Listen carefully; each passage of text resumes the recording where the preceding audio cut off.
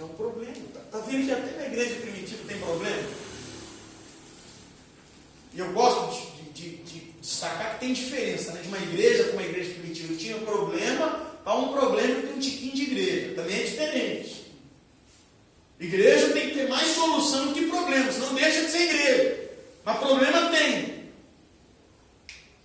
Sempre tem alguém reclamando. E nesse caso eu preciso destacar que a reclamação era genuína. Irmão, imagina. 2.000, ou 3.000, mais 2.000, ou mais 5.000. Esse crescimento que eu quis destacar na introdução de Atos dos Apóstolos. Era uma multidão. E até então todo esse trabalho, todo esse serviço estava focado na pessoa dos apóstolos. Eu sou mesmo evangelista. Eu não sou pastor. Eu não cuido de uma igreja. Eu tenho meu vínculo com uma igreja. Eu tenho culto lá na nossa igreja. Eu auxilio os cultos. Eu prego lá, ensino lá, etc. Mas a ideia de pastor envolve necessariamente um rebanho. Na minha opinião. A minha consagração mesmo é como evangelista. E eu te digo que eu tenho pavor. Pavor desse lado administrativo da igreja. Que chatice. Que Deus ajude os pastores. Mas eu sei, já fui pastor auxiliar, mesmo sendo evangelista. Aí sim, não titular, auxiliar. E como auxiliar, eu pude experimentar a pressão e a problemática de um pastor titular de uma igreja. Você não tem ideia. As pessoas pensam de maneira diferente. As pessoas têm temperamento diferente. Você lida com pessoas em dias distintos. Tem dia que você não está bem. Está entendendo? Tem dia que o pastor não está bem, não. Não é que ele está desviado, mas não está bem. Tem dia que ele está precisando dar uma caminhada. Está vendo? Meio um camarão. Mas ele não pode. Agora, tem dia que é você que não está bem. E o pastor te pega assim. Tem dia que você pega o pastor assim, tem dia que ele te pega assim. Tudo até então era centralizado nos apóstolos. E a coisa começou a deixar de funcionar bem. E alguém reclamou: as nossas viúvas estão sendo negligenciadas. Esse aqui é o nascimento do ofício diaconal. Aqui está o nascimento do diaconato. E os 12 convocando a multidão dos discípulos, que você já sabe quem é, disseram, preste atenção, não é razoável que nós deixemos a palavra de Deus e sirvamos as mesas. Que coisa, hein? Que declaração. Será que os apóstolos desdenhavam o serviço? Irmão, isso aqui é muito importante, eu queria ter a sua atenção. Será que os apóstolos desdenhavam o serviço diário ou o serviço das mesas? Obviamente que não. Eles conheciam Deuteronômio 10.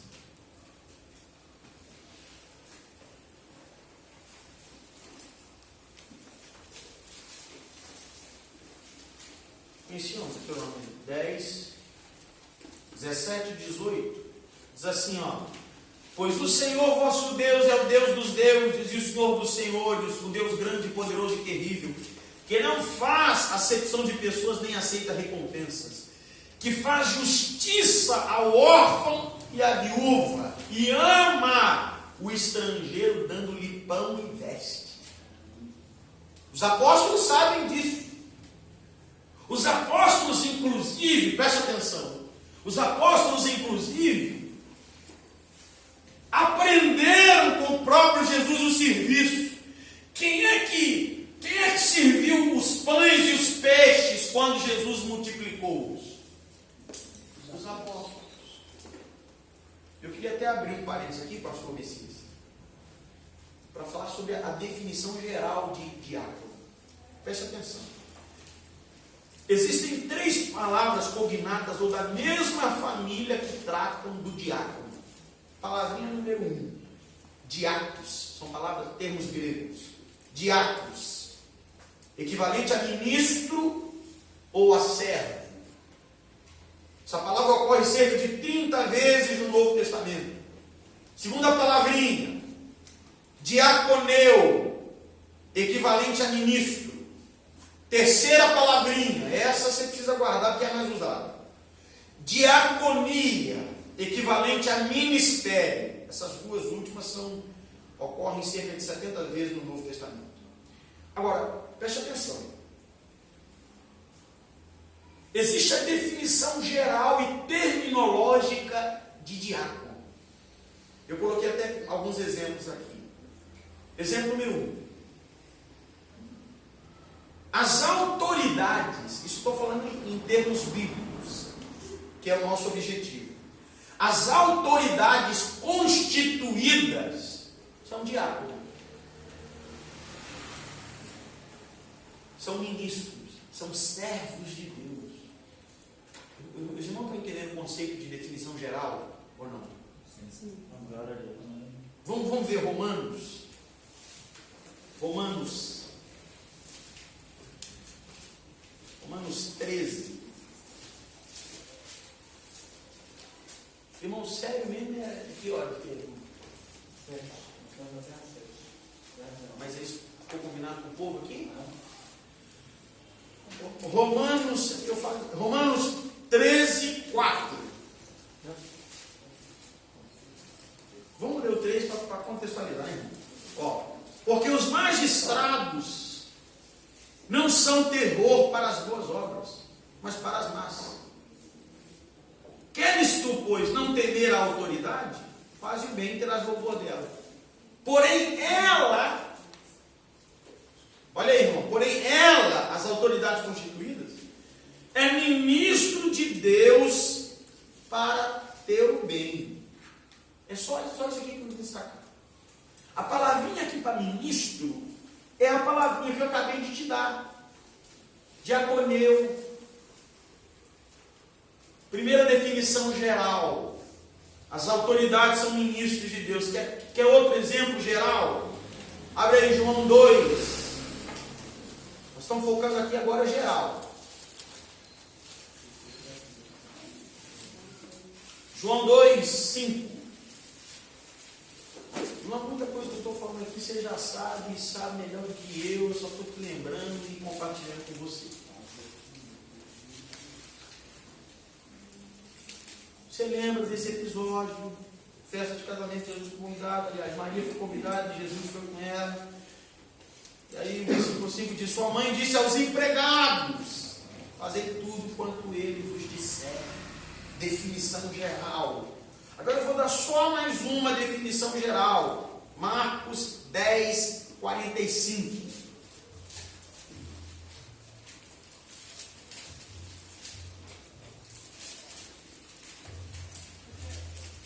Isso é lindo, hein? Porque o Filho do Homem também não veio para ser servido, mas para servir e dar a sua vida em resgate de muitos. Olha aí, Cristo é o exemplo máximo de servo. Os irmãos lembram que ele lava inclusive os pés dos seus discípulos, que ainda não eram apóstolos, assumindo literalmente a posição de um servo. E em Lucas capítulo 22, vamos lá, Lucas 22, essa nós precisamos ver. Lucas 22,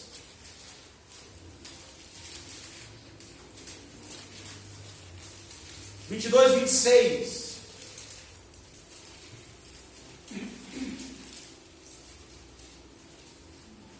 Mas não sereis vós assim, antes antes o maior entre vós seja como o menor, e quem governa como quem serve. Jesus dá o seu próprio exemplo em Marcos 10:45, que você leu, se colocando como servo ideal. E o Evangelho nos desafia à diaconia ou ao serviço. Isso em termo geral.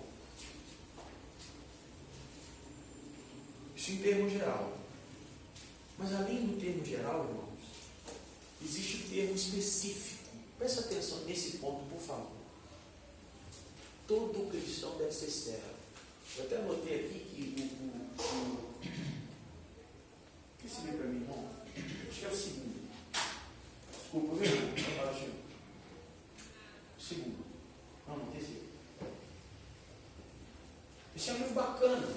Se tiver vontade de se aprofundar em assuntos bíblicos, teológicos, de maneira muito prática, John Stott é um bom autor. Presta atenção. John Stott, ele reprova, inclusive, o uso do termo ministério no singular. Talvez os irmãos não estejam muito habituados a isso, mas isso acontece. Por exemplo, quando você está entre pastores ou falando do ministério pastoral, muitas vezes costuma-se se referir ao ministério pastoral como o ministério. Os irmãos entendem? Alguém diz assim: fulano trabalha no ministério. É uma forma de dizer: fulano é pastor. O John Stott reprova o uso do termo no singular, entendendo corretamente que o pastorado não é o único ministério. E ele até brinca aqui, ou brincava, né? Ele brinca aqui no livro, de vez em quando alguém aparecia conversando com ele e se referindo ao ministério, como se, né, o ministério, esse gente boa me disse: qual é o ministério? Está compreendendo ou não? Para quebrar essa ideia singular. Porque na realidade, preste atenção, diaconia, o termo diaconia, preste atenção, exige adjetivo.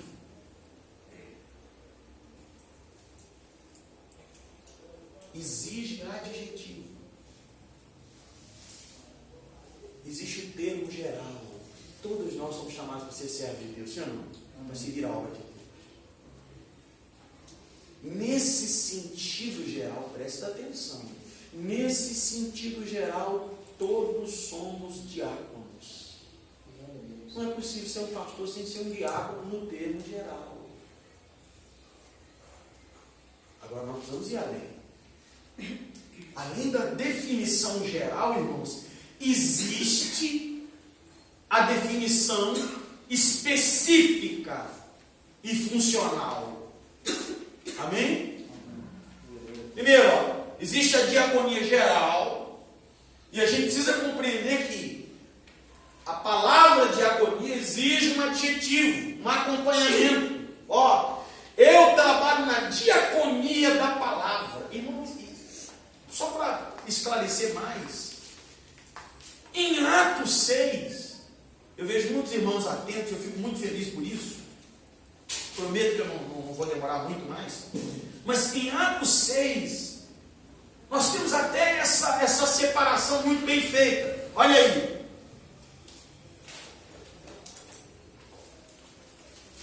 Versículo 4. O que está aí? Mas nós perseveraremos na oração. Que palavra é essa aqui que você acha? Não. Essa palavrinha aqui é diaconia. No original é diaconia.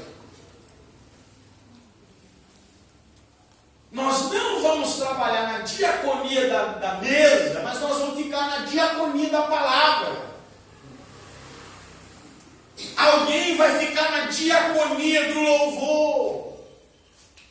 E aí você precisa descobrir qual é a sua diaconia, qual é o seu chamado, qual é o seu lugar. Abre aí Filipenses 1.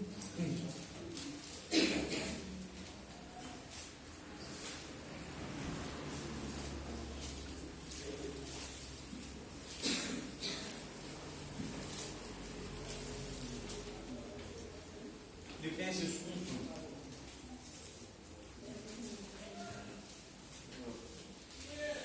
1. Se não achou, só presta atenção. Paulo e Timóteo, servos de Jesus Cristo, a todos os santos em Cristo Jesus que estão em Filipos, com os bispos e diáconos.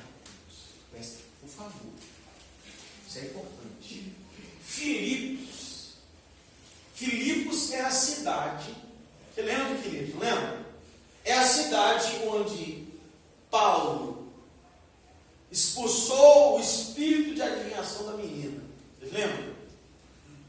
Onde eles cantaram por volta da meia-noite e a prisão tremeu. Onde o carcereiro se converteu. Onde Lídia também creu no Evangelho. Aqui é Filipos. Isso aqui é anos depois.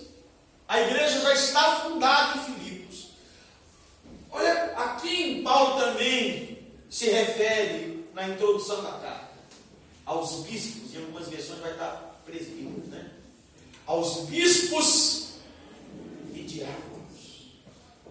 Aqui já não é mais a definição geral. Espero que os irmãos estejam acompanhando e entendendo ainda. Aqui não é mais a definição geral.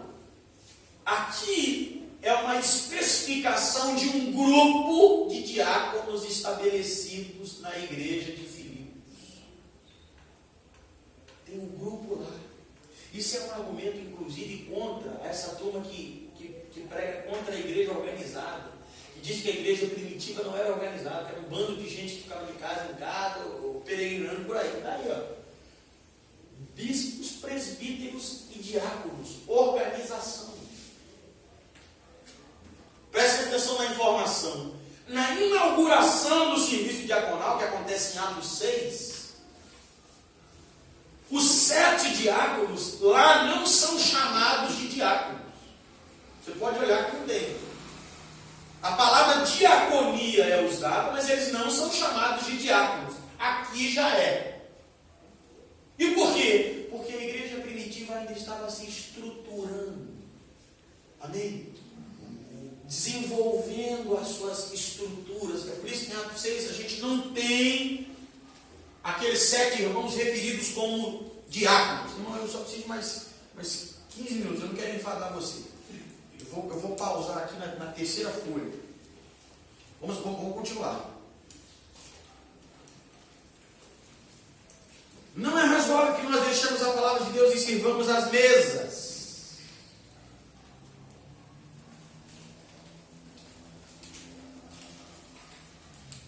Isso não quer dizer que eles desdenhavam o serviço diaconal das mesas. Você pode achar isso meio snob, né? Quem olha assim, por alto, tem uma coisa assim meio snob, não é? Mas não. Esses homens aí tinham recebido o discipulado do próprio Jesus. Essa turma aí viu o próprio Jesus lavando seus pés. Essa turma aí serviu as multidões que acompanhavam Jesus quando ele multiplicava pão e peixe. Esses homens aí não são como os apóstolos brasileiros. Não é mesmo. Cheios de glamour. Tem um cara que eu acho a maior graça dele. Ele usa pano de saco e um Rolex do pulso. Faz sentido, irmão, você? Entendi, não.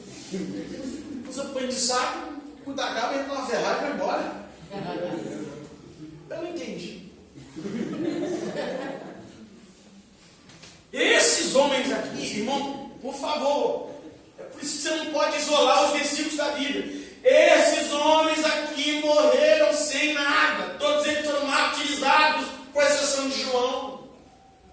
Esses caras sangraram por amor ao Evangelho e à obra de Deus. Isso aqui não é desdém. A questão aqui é puramente funcional. Isso aqui é a chave para a igreja. A chave para a igreja, enquanto instituição e procedência, está em funcionalidade. Essa é a palavra. E não dá para todo mundo fazer a mesma coisa. Eu sei que existe a tendência carnal, mundana, diabólica, do inferno, de achar que quem fala aqui na frente é o principal.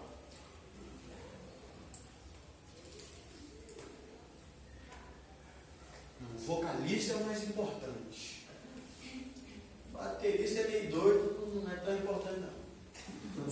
Tem até um cantor aí que fala pro filho dela: você quer ser baterista, meu filho, mas você só vai ficar lá atrás. Tá vendo? O papai canta e o papai fica mais na frente, irmão. Isso vem de mente que não entendeu o que é evangelho.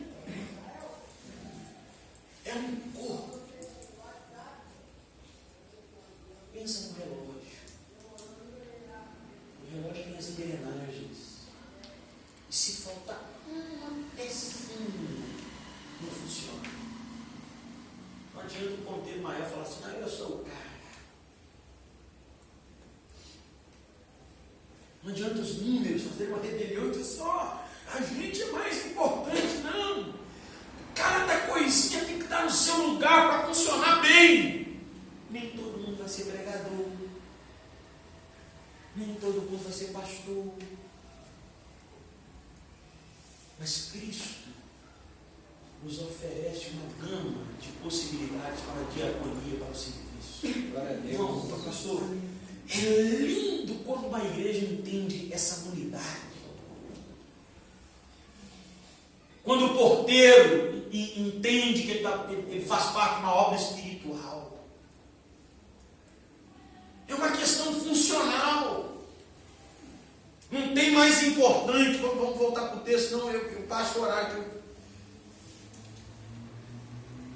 A prova de que eles não desdenhavam o serviço das mesas está no versículo 3. E foi embora. A prova está no versículo 3. Escolhei, pois, irmão, por favor. Escolhei, pois, irmãos, dentre vós. Veja isso. Só o escolhei, pois, irmãos. Eles não desdenham. Eles dizem assim: vocês estão atrapalhando na obra de Deus, olha a caça serviço, vocês estão reclamando de barriga cheia.